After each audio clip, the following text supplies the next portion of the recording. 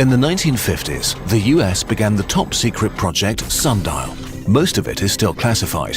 The goal? A single nuclear bomb so powerful it would destroy all of human civilization. Conceived in cold logic from the mind of a genius scientist.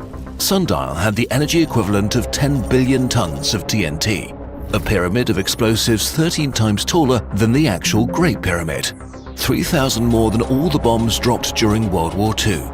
If you dropped the bomb that destroyed Hiroshima every minute, it would take you over 15 months to match Sundial. How was it even possible for us to achieve this insane level of madness? Everything is different forever. Let's set the stage. If you were 40 in 1945, that means you were born in 1905.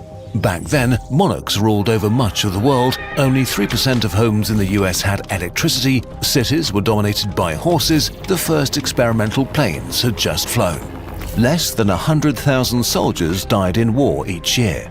Imagine growing up in this world and seeing change almost too fast to keep up with.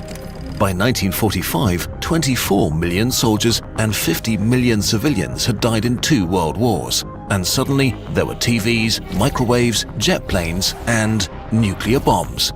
They kind of broke the brains of the people alive back then.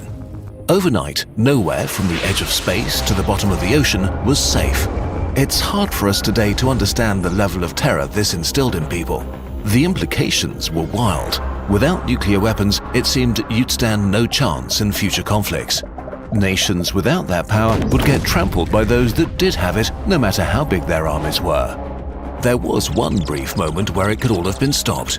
In 1946, the US proposed the Baruch Plan and promised to get rid of their atom bombs, share nuclear technology with the world, and set up an international authority to make sure no one ever built such weapons again. But the military advantage of nuclear bombs was too great to let go. Just 3 years later, the Soviet Union detonated their first atom bomb. This caught everyone by complete surprise. The Soviets were not decades behind American technology, but had just pulled even.